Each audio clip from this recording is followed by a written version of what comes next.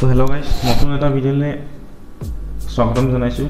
তো আজিৰ ভিডিঅ'টো অলপ বেলেগ ধৰণৰ হ'ব। আজিৰ ভিডিঅ'টো কোনো ধৰণৰ ব্লগ নহয় বা কিবা ভিডিঅ' এডিটিং টাইপৰ একো নহয়। তো আজিৰ ভিডিঅ'টোত মানে মই কেইটামান কথা ক'বলৈ আহিছোঁ, যিটো মানে মই নিজে ভাবোঁ, যিটো মানে মই নিজে ভাবি পাইছোঁ, সেইটো কথাটো মই আপোনালোকৰ মুখৰ আগত শ্বেয়াৰ কৰি দিব আহিলোঁ। তো মোৰ ভুল হ'ব পাৰে, কাৰণ সৰু কথাই ভাবিম। তো কথাটো এনেকুৱা ধৰণৰ হ'ল, যিটো মানে এতিয়া বৰ্তমান অসমত চৰ্চা হৈ আছে, মাইক্ৰ' ফাইনেন্স। তো মাইক্ৰ' ফাইনেন্সটো কি বস্তু হয়, তো কেলৈ ক'বলৈ গৈ আছোঁ মই কৈ আছোঁ। আপোনালোকে ভিডিঅ'টো লাষ্টলৈকে চাব, আৰু যদি মই ভুল কৰিছোঁ বা ভুল কৈছোঁ বা মই যি কৈছোঁ তাৰ লগত যদি আপোনালোক মতামত একেই নহয়, তেতিয়া আপোনালোকে মত প্ৰকাশ কৰিব, কিয় একেই নহয়, কি হৈছে কথাটো। তো মোক বুজাই দিব, মই ভালদৰে বুজি নাপাওঁ কথাবিলাক। মানে বুজি নাপাওঁ মানে কি, হয়তো মোৰ বুজাত ভুল হ'ব পাৰে মেইন কেছ। তো মাইক্ৰ' ফাইনেন্সটো কি হ'ল, প্ৰথমে মাইক্ৰ' ফাইনেন্সটো হ'ল এনেকুৱা এটা বস্তু, এনেকুৱা এটা কোম্পানী যিটোৱে মানুহক লোন দিয়ে। তো লোন দিছে, ক'ব লগা একো নাই। এতিয়া লোন লৈ অধিকাংশ মানুহে এতিয়া লোন নিদিওঁ বুলি কৈছে, তাতো মোৰ ক'ব লগা একো নাই। মন্ত্ৰী হিমন্ত বিশ্ব শৰ্মা ডাঙৰীয়াই কৈছিল যে লোন মাফ কৰি দিয়া যাব, সকলো ধৰণৰ ঋণ মাফ কৰি দিয়া যাব। তো তাতো মোৰ ক'ব লগা একো নাই। তো মেইন কথালৈ আহোঁ, তো মাইক্ৰ' ফাইনেন্স কোম্পানীৰ বহুতখিনি ভুল চৰকাৰে দেখুৱাই দিছে। যোনটো RBI গাইডলাইন থাকে লোন দিয়াৰ, সেইটোতো চৰকাৰে ভুল ধৰিছে। যিটো সেইটো লোন বুলি ধৰা নাযাব, ভাল লোন বুলি ধৰা নাযাব, সেইটো বেয়া লোন বুলি ধৰা যাব। তো সেইবিলাক কথা মই একো ক'ব নাযাওঁ। মাইক্ৰ' ফাইনেন্সৰ ইণ্টাৰেষ্ট বেছি, সেইটো কথা মোৰ ক'ব লগা একো নাই। তো মেইন কথা হ'ল যে মাইক্ৰ' ফাইনেন্স কোম্পানীয়ে ইমান এটা ডাঙৰ এমাউণ্টৰ লোন অসমৰ মানুহক দি থৈছে। এটা দুটা কোম্পানী নহয়, বহুকেইটা মাইক্ৰ' ফাইনেন্স কোম্পানী আছে। তো ইমান লোন দি থৈছে যে এমাউণ্টটো মোৰ চিন্তাৰ দূৰত। তো মই ভবা নাছিলোঁ ইমান যে লোন আছে।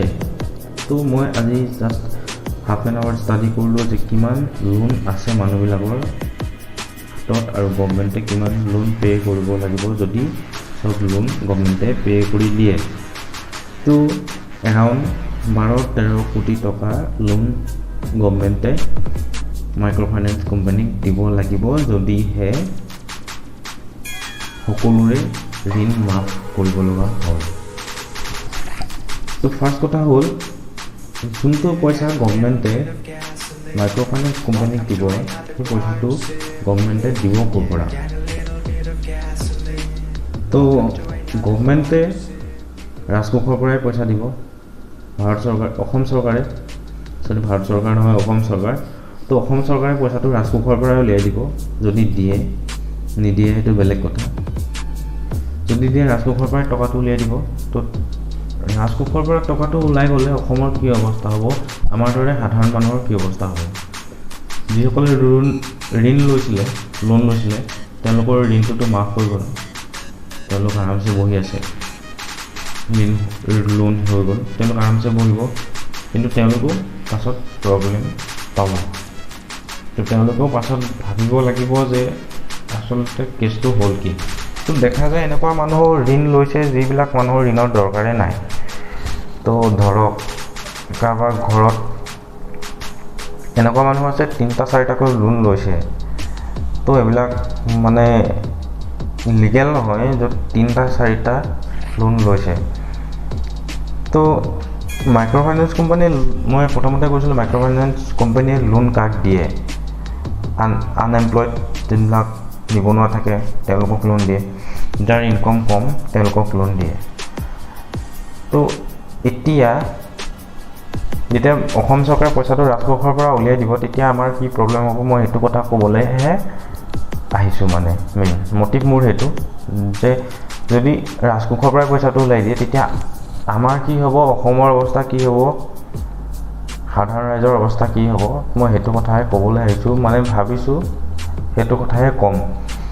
তো মেইন কথা হ'ল, যেতিয়া 12-13 কোটি টকা অসমে ৰাজকোষৰ পৰা উলিয়াই দিব মাইক্ৰ' ফাইনেন্স কোম্পানীক, তেতিয়া সেই পইচাটো ক'ৰ পৰা উলিয়াব চৰকাৰে ফাৰ্ষ্ট থিং এইটো কথা আমাৰ ভাবিব লগা একো নাই চৰকাৰে ক'ৰ পৰা উলিয়াব কিন্তু এইটো কথা আমি ভাবিব লাগিব প্ৰথম কথা ভাবিব লাগিব যে চৰকাৰে পইচাটো ৰাজকোষত পায় ক'ৰ পৰা চৰকাৰে যোনটো পইচা পায় যোনটো পইচা চৰকাৰৰ ৰাজকোষত আছে সেই পইচাটো পায় আমাৰ পৰাই আমি সাধাৰণ ৰাইজৰ পৰাই পায় সাধাৰণ ৰাইজ বুলি নকওঁ অসমত যিমানজন ব্যক্তি আছে সকলোৰে পৰাই চৰকাৰে পইচা পায় চৰকাৰে পইচা লৈ আছে তো চৰকাৰে আমাক দাবী ধমকি কৰি পইচাটো লোৱা নাই তো আমি চৰকাৰক একো ক'ব নোৱাৰোঁ আৰু চৰকাৰে আমাৰ অসম চৰকাৰে নহয় ভাৰত চৰকাৰে নহয় পৃথিৱীত সকলোতে এনেকুৱা ব্যৱস্থাতে এনেকুৱা মানে পৰ্যায়তে পইচাটো লয় চৰকাৰে তো মেইন কেছটো হ'ল চৰকাৰে পইচাটো দি দিলে চৰকাৰে পইচাটো আকৌ ৰাজকোষত ভৰাব লাগিব ৰাজকোষত ভৰাবলৈ ক'ৰ পৰা পাব আমাৰ অসমৰ অৰ্থনীতি কি হ'ব আমি জানো আমাৰ অসমৰ অৰ্থনীতি তেনেই ডাউন অসমৰ নহয় ভাৰতৰ ইকনমিকেলি বহুত তলত আছে তো যদিহে 12-13 কোটি টকা অসমে মাইক্ৰ' ফাইনেন্স কোম্পানীকে অকল দিয়ে বেলেগখিনি ক'ৰবাত ৰাস্তা বনাইছে কিবা বনাইছে সেইটো ডেভেলপ হৈছে সেইটো বেলেগ কথা যেতিয়া মাইক্ৰ' ফাইনেন্স কোম্পানীক দি দিয়ে তেতিয়া আমাৰ অসমৰ লাভ কি হ'ব মই এইটো কথা কোৱা নাই যে সেইজন মানুহৰ কি লাভ হ'ব যোনজনৰ লোনটো মাফ কৰা যাব সেইজন মানুহৰ কি লাভ হৈছে কি লোকচান হৈছে মই সেইটো ক'ব যোৱা নাই যে আমাৰ অসমৰ লাভ হ'ব কি বা মোৰ লাভ কি হ'ব সেইটো মই ক'ব যোৱা নাই মোৰ লাভৰ কথা মই ক'ব যোৱা নাই কাৰণ ব্যক্তিগতভাৱে লাভৰ কথা ক'ব যোৱা নাই মই অসমৰ কথাই ক'ব গৈছোঁ তো মেইন কথা কি হ'ল আমাৰ অসমৰ কি লাভ হ'ব তো অসমৰ একো লাভ নহয় লোকচানেই হ'ব আমাৰ অৰ্থনীতি আৰু বহি যাব অৰ্থনীতি বহিলে কি হ'ব অসম চৰকাৰৰ পইচাটো আকৌ উলিয়াব লাগিব ৰাজকোষত ভৰাব লাগিব ৰাজকোষত ভৰাবলৈ পইচাটো ক'ৰ পৰা পাব ফাৰ্ষ্ট টেক্সৰ পৰাই অসম চৰকাৰে পইচাটো আমাৰ পৰা লৈ আছে চব ৰাইজৰ পৰা লৈ আছে তো মোৰ পৰা বুলিয়ে নহয় সকলোৰ পৰা লৈ আছে তো এতিয়া মেইন টেক্সটো ক'ৰ পৰা পাব যিসকলে ইনকম টেক্স দিয়ে যিসকল ধনী মানুহ সেইসকল মানুহে ইনকম টেক্স দিয়ে আমাৰ নিচিনা দুখীয়া মানুহে ইনকম টেক্স আমি নিদিওঁ তো আমি বস্তুত টেক্স দিওঁ ধৰক গেছ পেট্ৰল ডিজেল GST যিকোনো ধৰণৰ বস্তু কিনিলে আমি টেক্স দিওঁ তো সেই টেক্সটো কোনে পায় চৰকাৰে পায় এতিয়া আমি এটা চাব লগা কথা যে পৃথিৱীত এনেকুৱা দেশ আছে য'ত তেলৰ দাম বহুত কম কিন্তু আমাৰ অসমত ভাৰত ছেকেণ্ডেৰী মেটাৰ ভাৰতৰ কথা মই ক'ব নাযাওঁ অসমত তেলৰ দাম ইমান বেছি কিয় অসমতে তেল হয় অসমতে শোধন কৰা যায় তেলটো চাফা কৰে অসমতে তেলটো ইউজ কৰিব পৰা কৰে তো আমি ইমান টেক্স কিয় দিব লাগে তেলত গেছটো অসমতে হয় তো আমি ইমানখিনি টেক্স তেলৰ দাম কেলৈ ভৰিব লগা হয় তো অসমৰ অৰ্থনীতি বহুত তলত তো উঠাবৰ কাৰণে চৰকাৰে টেক্স লয় বা কিবা লয় তো সেইটো মোৰ ক'ব লগা একো নাই টেক্স ল'বই চৰকাৰে দাম বাঢ়িছে সেইটো মোৰ ক'ব লগা একো নাই এতিয়া মিঠাতেলৰ দামেই 200 টকা হৈ গ'ল লিটাৰ 200 টকাৰ তলত মিঠাতেল পোৱা নাযায় তো এতিয়া মই ডাইৰেক্টলি ক'বলৈ যোৱা নাই মোক তেওঁলোকক কৈছোঁ যিসকল মানুহে লোন দিব পাৰিও লোন নিদিওঁ বুলি কৈ আছে তো সেইসকল মানুহক কৈছোঁ যদিহে আপোনালোকে অসমৰ কথা অকণমান হ'লেও ভাবে তেতিয়াহ'লে আপোনালোকৰ লোনটো নিজে দিয়ক চৰকাৰক জোৰ নকৰিব চৰকাৰে যি কৰিছে ভালে কৰিছে মই চৰকাৰক ছাপোৰ্ট কৰি কোৱা নাই চৰকাৰে যি কৰিছে ভালে কৰিছে যিসকল লোকৰ ফ'ৰ হুইলাৰ আছে তেওঁলোকে নিজৰ লোনটো নিজে মাৰি ল'ব পাৰিব তো এতিয়া মেইন কেছটো হ'ল কি যিসকল মানুহ দুখীয়া মানুহ আছে তো সেইসকল মানুহক টেক্সটো নহয় লোনটো তেওঁলোকক মাৰি দিয়ক চৰকাৰে মই ক'ব লগা একো নাই কিন্তু সেইটো একচুৱেলি মাৰি দিবলগীয়া নহ'ল হয় যদিহে পইচাটো মানুহবিলাকে লোনটো লোৱাৰ পিছত ইনভেষ্ট কৰিলে হয় কিবা জেগাত ধৰক মই সৰু হিচাপত কওঁ তো মই এতিয়া 25,000 টকা পালোঁ, মই বেংকত ছেভ কৰি দিলোঁ বা ক'ৰবাত মই ইনভেষ্ট কৰিলোঁ। ছেকেণ্ড মই 50,000 টকা পালোঁ, তো মই এখন কিবা ফাৰ্ম খুলি ল'লোঁ বা ফাৰ্ষ্ট 25,000 টকা পাওঁতে গাহৰি কেইটামান আনিলোঁ, গাহৰি কেইটামান পুহিলোঁ, তাতে মই বেছি পইচা পালোঁ, তো সেইটো ইনভেষ্ট কৰিলোঁ, তাৰপৰা মোৰ কিবা এটা প্ৰফিট হ'ল, তাৰ সেইটো পইচাই লগাই আকৌ 50,000 লোন লৈ সেইটো পইচা মই ইনভেষ্ট কৰি আৰু কেইটামান বেছিকৈ গাহৰি আনিলোঁ। তেনেকৈ একচুৱেলি মানুহবিলাকে পইচাটো ইউজ কৰিব জানিব লাগে। তো মানুহবিলাকে আমাৰ অসমৰ মানুহবিলাকে কি কৰিছে দেখা গৈছে যে বহুত মানুহে লোন লৈ বাইক কিনি দিছে, ল'ৰা ছোৱালীক মোবাইল কিনি দিছে, বিয়া পাতিছে, কিবা এতিয়া সেইসকল মানুহক যদি চৰকাৰে লোনটো মাফ কৰিবলৈ যায়, তেতিয়া আমি যোনবিলাক মানুহ আছোঁ সেইবিলাক মানুহ ভুক্তভোগী হ'ম। কাৰণ টেক্স বাঢ়ি যাব, টেক্স বঢ়াৰ লগে লগে আমাৰ ইমান এটা দম নাই যে 400 টকা দি মিঠাতেল খাম বা 200 টকা petrol litre the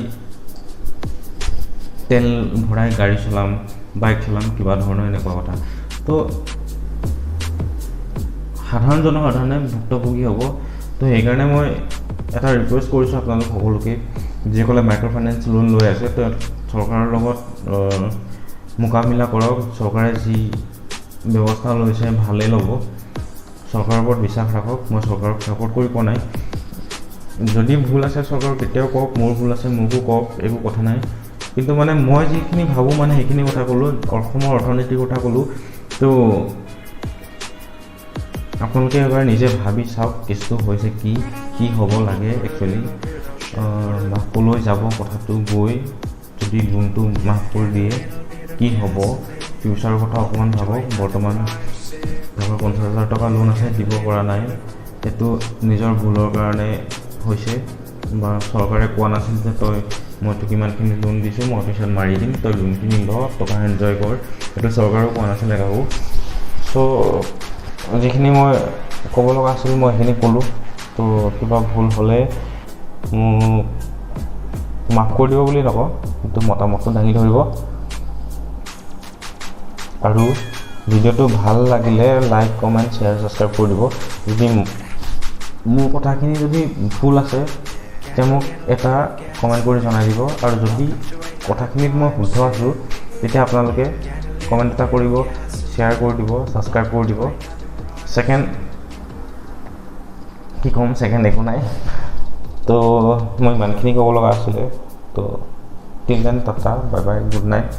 next video' আনিম সোনকালে। তো কি কণ্টেণ্ট বিচাৰিবলৈ দিগদাৰ, তো মই এইটো কণ্টেণ্ট বুলি ভবা নাই, যিখিনি মানে চলি আছে তো সেইখিনিৰ ওপৰতে কথাখিনি ক'লোঁ। তো আপোনালোকে চাই ভাল পালে আকৌ এবাৰ কৈছোঁ, লাইক, কমেণ্ট, শ্বেয়াৰ, ছাবস্ক্ৰাইব কৰি দিবলৈ নাপাহৰিব। কাৰণ আপোনালোকে যেতিয়া লাইক এটা কৰে তেতিয়া মোৰ ভাল লাগে, যেতিয়া শ্বেয়াৰ কৰি দিয়ে আৰু বেছি ভাল লাগে, আৰু যেতিয়া কমেণ্ট এটা কৰে তেতিয়া বেছি ভাল লাগে, আৰু যদিহে ছাবস্ক্ৰাইব কৰে তেতিয়া মোৰ মন যায় মই আৰু ভিডিঅ' আপোনালোকৰ ওচৰত দাঙি ধৰোঁ।